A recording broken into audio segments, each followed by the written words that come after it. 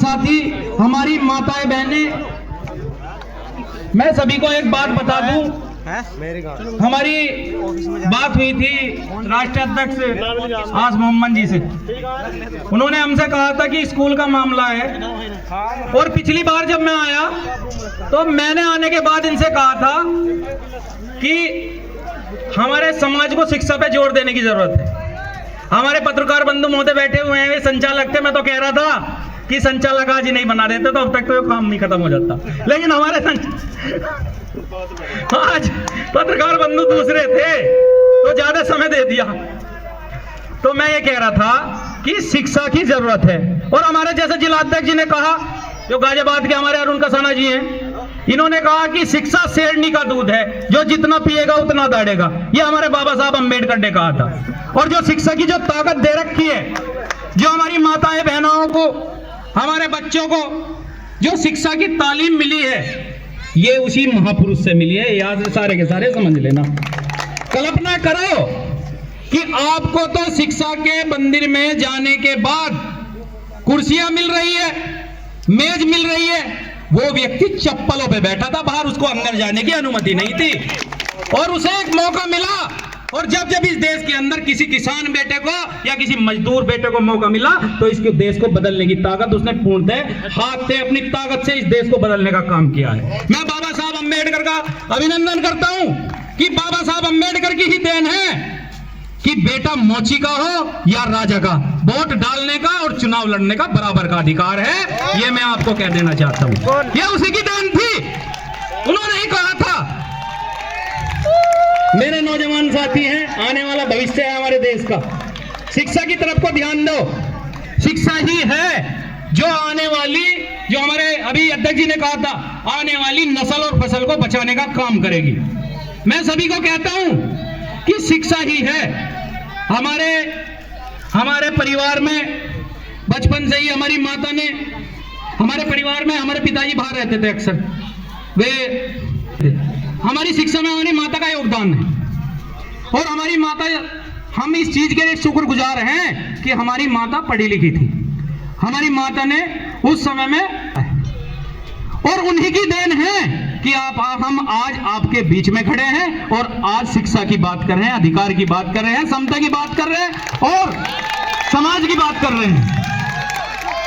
और अभी जो हमें ताकत मिली है, मैं एक शेर के माध्यम से बता देना चाहता हूं कि किसी को भीम की और किसी को मीम की गाथा से मतलब है, किसी को वोट नोट खाता से मतलब है, और यहां जाति वाले धर्म वाले बैठे हैं सभी।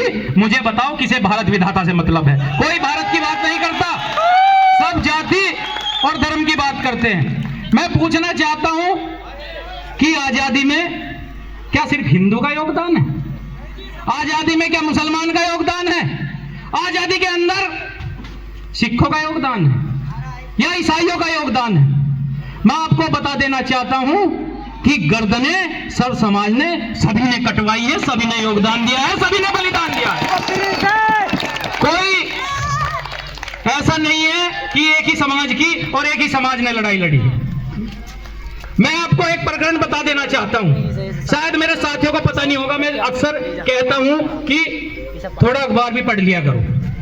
अखबार सवेरा है आने वाले हिंदुस्तान का, अगर जो आप पढ़ लो तो। लेकिन ये चीजें मेरे नौजवान साथियों को नहीं पता। हमारे बड़े बुजुर्ग भी इससे दूर होते जा रहे हैं। अब गांव के अंदर अखबार भी कम आने लगा, लोगों ने अखबार लेना बंद कर दिया। लेकिन अखबार हिंदुस्तान का सवेरा है, ये समझ लेना सारे के सारे। मैं आपको बता दूं, एक सैनिक का मस्तक काट लिया गया।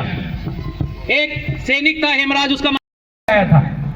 उसकी माता 5 या 10 दिन तक अनशन पर बैठी रही, उसकी आंखों के आंसू नहीं टूटा।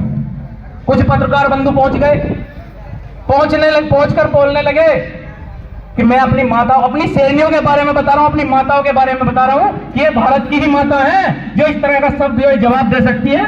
माता से पूछने लगे कि माता जी, आपने तो बेटा देश पे शहीद कर दिया, तो रोने का कारण क्या? रो क्यों रहे हो? उस माता ने जो जवाब दिया, आपका सीना चौड़ा हो जाएगा। उस माता ने कहा, रोती इसलिए नहीं हूं कि बेटा देश पे शहीद हो गया, रोती इसलिए हूं, कोई और बेटा नहीं जो देश की सरहद पर भेज पाए। ये हमारी माताएं हैं। हमारे आजादी लगे कि आत्महत्या कर लूं, ये सच्ची घटना है, अपनी जीवनी में लिखा हुआ है, आप पढ़ लेना कि मेरी बात आपको झूठ लग रही हो तो।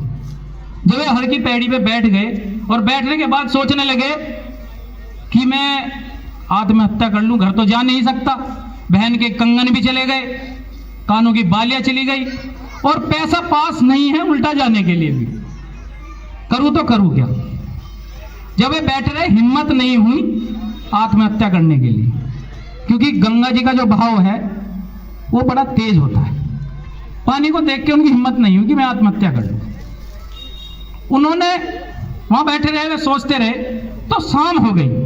तो शाम होने के बाद एक आश्रम में बाबा थे, उनका शंकराचार्य नाम था। वे देखते रहे कि एक व्यक्ति सामने बैठा हुआ है और आत्महत्या करने की कोशिश कर रहा है। देखो, बार बार पानी में बढ़ रहे हैं, कूदने की कोशिश, फिर बाहर निकल के आ जाएं। तो क्या कारण है? उन्होंने अपने शिष्य को भेजा कि पूछ लो कि कारण क्या है। उसका शिष्य उनके पास गया और जाने के बाद उनसे कहा, क्या मामला है? कहने लगे, मामला तो कुछ नहीं, ये समस्या है। कह लगे, गुरुजी खड़े हुए हैं सामने, वो बुला रहे हैं आपको। वो उनके पास गए, जाने के बाद उन्होंने समस्या पूछी, उन्हें समस्या बताई। कह लगे, खाना खाया? कहने, नहीं, खाना तो नहीं खाया अभी तक, समस्या ही इतनी है कि भूख ही नहीं लग रही। उन्होंने कहा, जाओ भंडारा चला हुआ है, खाना खा लो। वे खाना खाने लगे और खाना खाने के बाद गुरुजी ने उनसे कहा कि मौत कोई समाधान नहीं है, अगर तुम मरना चाहते हो कोई समाधान नहीं है, तुम्हें पढ़ना है, हम पढ़ाएंगे, बताओ क्या चाहिए। उनसे उन्होंने पैसे लिए, जो कुछ वो सहायता कर पाए, और उनको पढ़ाने में उनका योगदान था। और योगदान होने के बाद मैं आपको ये बता देना चाहता हूं, जो एक व्यक्ति सैनिक बनना चाहता था या मेजर बनना चाहता था, आज उसी देश को बड़ी बड़ी मिसाइलें दे करके गया, बड़ी बड़ी ताकतें दे करके गया, बड़े बड़े बम और बारूद दे करके गया। ये और उन्होंने कहा, और उन्होंने फिर उसके बाद निजीवनी में कहा कि सपने वे नहीं होते जो सोने के बाद आते हैं, सपने वे होते हैं जो सोने नहीं देते, और अपने वे होते हैं जो रोने के बाद आते हैं, अपने वे होते हैं जो रोने नहीं देते। ये डॉक्टर APJ अब्दुल कलाम ने कहा है अपनी जीवनी के अंदर। तो मैं आपको बता देना चाहता हूं कि समस्याएं जीवन में बहुत हैं, और मेरे नौजवान साथी खड़े हैं। देखो, ऐसा है, वैसे तो हम किसान मजदूर की लड़ाई लड़ने वाले हैं, लेकिन आज ये मंच है, ये कोई किसान मजदूर का मंच तो है नहीं, ये एक शिक्षा का मंच है। मैं चाहता हूं मेरे जो नौजवान साथी बैठे हुए हैं, वे यहां से कुछ सीख के जाएं। जब जिंदगी में सब कुछ हार जाओ तो वहीं से शुरुआत होती है, वही आरंभ है, वही जीत का आरंभ है, ये समझ लेना। सब कुछ हार जाओगे लेकिन जीवन से मत हारना। जिस दिन मन से हारोगे उस दिन तुम्हारा अंत होगा, ये समझ लेना सारे के सारे। तो मेरे नौजवान साथियों, बात काफी बड़ी हो गई, तो मैं आपको कह देना चाहता हूं कि शिक्षा ही एकमात्र सहायता है आपकी, कि आप पढ़ोगे तो ही अपने बच्चों के, अपने भविष्य में कुछ कर पाओगे। हमारे पुराने पीढ़ी हैं, हमारे बड़े बुजुर्ग हैं, वे शिक्षित तो हो पाए लेकिन वे इतने शिक्षित नहीं हो पाए। तो यही कारण है कि मैं थोड़ा सा राजनीति की तरफ को इशारा दे दूं, यही कारण है कि मनोवादी सोच है और गुलाम की जिंदगी जी रहे हैं सारे के सारे, समझ लेना। बड़े बुजुर्ग सारे गुलाम की जिंदगी जी रहे हैं आज भी। क्यों? क्योंकि सोच वही है, उनके अंदर वही जाति और वही धर्म का जहर है। अरे मैं एक बात बता दूं, कोई अपने बच्चे की शादी के लिए कोई जाता है, समझना पत्रकार बंधु महोदय, आप समाज से जुड़े हुए व्यक्ति है और आपकी जिम्मेदारी बनती है और आपका कर्तव्य भी है कि समाज को जागरूक करने का, आप आईना हो समाज का। आप किसी बच्चे की शादी के लिए जाओगे तो उसमें एक बिचौलिया होता है, तो बिचौलिया लड़के की शादी हो या लड़की की शादी हो, उसमें